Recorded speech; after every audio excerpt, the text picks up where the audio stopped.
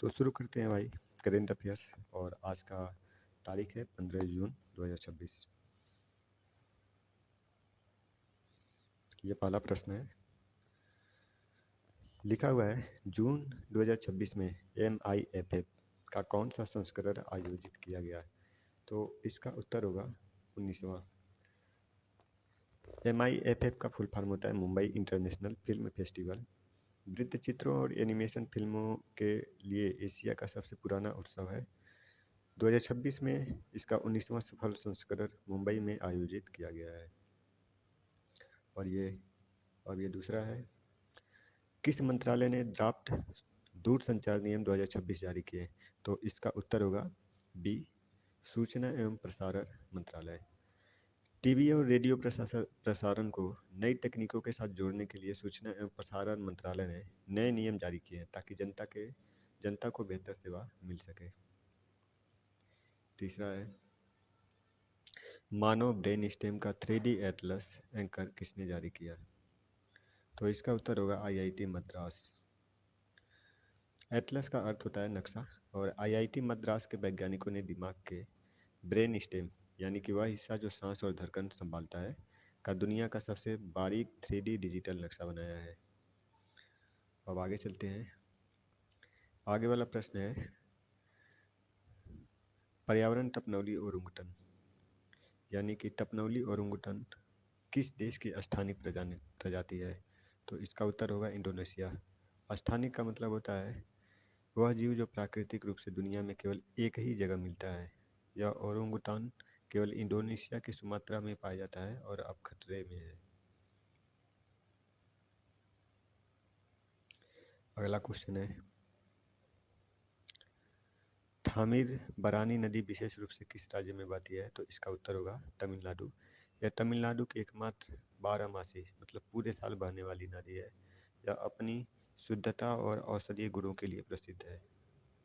अगला क्वेश्चन है, Juno neutrino observatory किस देश में स्थित है। तो इसका उत्तर होगा चीन। साथियों, चीन न्यूट्रिनो ब्रह्मांड के सबसे रहस्यमयी न्यूट्रिनो ब्रह्मांड के सबसे रहस्यमयी छोटे कण हैं। चीन ने उन्हें पकड़ने और अध्ययन करने के लिए जमीन के बहुत नीचे एक विशाल लैब बनाई है जो इस तरीके से दिखता है। नौसेना स्टेशन INS बाज, भारतीय नौसेना वायु स्टेशन INS बाज कहाँ स्थित है। तो आप मैप में देख सकते हैं कहाँ है। सबसे लास्ट वाला जो है जिसको हम लोग बोलते हैं ग्रेट निकोबार, तो ग्रेट निकोबार में है। INS बाज हिंद महासागर में भारत का सबसे दक्षिणी वायुसेना स्टेशन है। यह मलक्का जलमध्य की निगरानी के लिए रणनीतिक रूप से बहुत महत्वपूर्ण है।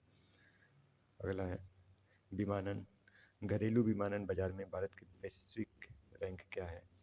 तो इसका उत्तर होगा थर्ड। तीसरा, हवाई यात्रा करने वाले यात्रियों की संख्या के मामले में भारत अब चीन और अमेरिका के बाद दुनिया का सबसे बड़ा घरेलू बाजार बन गया है। 2025 में डिजिटल वॉलेट ऐप डाउनलोड में कौन सा देश शीर्ष पर है। डिजिटल वॉलेट ऐप का मतलब होता है जैसे गूगल पे हो गया, फ़ोन पे हो गया, पेटीएम हो गया, ये सब। तो भारत सबसे आगे है इसमें। UPI जैसे गूगल पे, फ़ोन पे की सफलता के कारण भारत में लोगों ने सबसे ज़्यादा डिजिटल वॉलेट ऐप्स डाउनलोड किए हैं। इरदाई के सदस्य के रूप में किसे नियुक्त किया गया। तो इसका उत्तर होगा दिनेश पंत। जो सदस्य होते हैं उन्हें एक्चुअरी बोला जाता है। तो एक्चुअरी वह गणितज्ञ होता है जो बीमा कंपनी के लिए जोखिम और पैसों का हिसाब लगाता है। इरदाई बीमा कंपनियों का बॉस यानी कि रेगुलेटर है। अब चलते हैं स्टैटिक जीके पे। प्रदर्शन कला पर सबसे प्राचीन उपलब्ध ग्रंथ कौन सा है। तो इसका उत्तर होता है नाट्यशास्त्र। इसे भरत मुनि ने लिखा था। इसमें नाटक, नृत्य और संगीत के सभी नियमों और भावों का वर्णन है। इसे पंचम वेद भी कहा जाता है। अगला है, नो क्रेक बायोस्फीयर रिजर्व से संबंधित प्रश्न। तो Nokrek biosphere reserve Bharat के किस राज्य में स्थित है। तो इसका जवाब होगा मेघालय। यह मेघालय की गारो पहाड़ियों में स्थित है। यह लाल पांडा और अपनी अद्भुत जैव विविधता के लिए विश्व प्रसिद्ध है।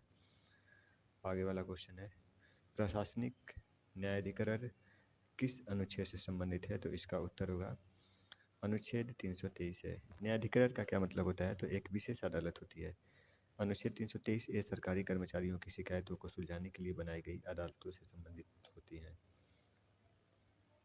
अगला है 1922 के रंपा विद्रोह का नेतृत्व किसने किया?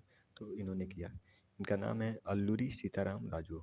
इन्होंने आंध्र प्रदेश के आदिवासियों के साथ मिलकर अंग्रेजों के वन कानूनों के खिलाफ गुरिल्ला युद्ध लड़ा था। उन्हें मान्यम वीरुदु, जंगल का नायक कहा जाता है।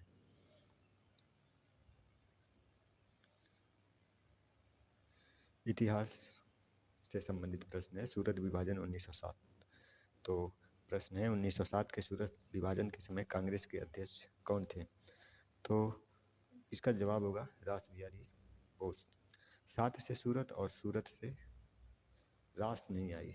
सात से सूरत और सूरत रास नहीं आई। और इस तरीके से हम याद कर सकते हैं रास बिहारी बोस। सूरत अधिवेशन में ही भारतीय राष्ट्रीय कांग्रेस दो गुटों नरम दल और गरम दल में बट गई थी। अध्यक्ष जिसके थे रास बिहारी घोष।